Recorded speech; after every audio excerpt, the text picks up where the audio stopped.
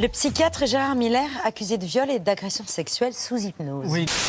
Nombre d'entre elles évoquent une séance d'hypnose suivie d'un trou noir.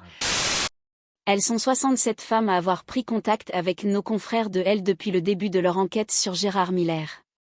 Ces femmes sont très jeunes pour la plupart d'entre elles.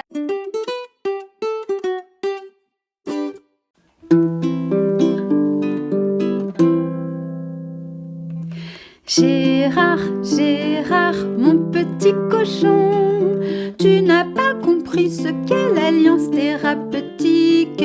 On ne doit pas secouer ses roustons. La déontologie interdit l'éjaculation.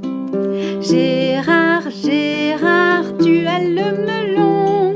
À la fac, à la télé, dans tes livres et tes chroniques, tu nous as donné tant de leçons.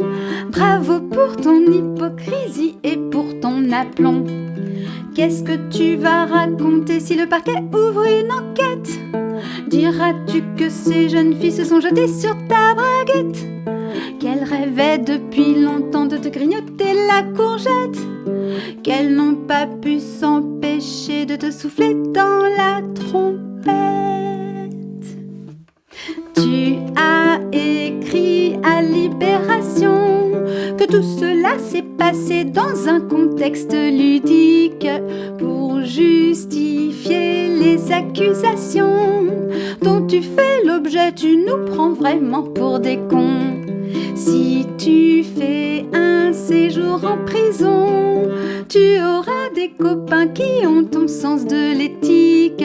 Et quand ils joueront à saute-mouton, ils te mettront tout nu et tu auras très mal au fion. Qu'est-ce que tu vas raconter si le parquet ouvre une enquête? Diras-tu que tes copains ont glissé sur une savonnette et que dans ton arrière-train ils se sont vidés les noisettes? Qu'il n'y a qu'un pas entre saute-mouton et la levrette. Gérard, Gérard, bravo mon cochon, tu es devenu un homme encore plus médiatique. Mais ce n'est pas pour de bonnes raisons. L'hypnobite est interdite par la législation.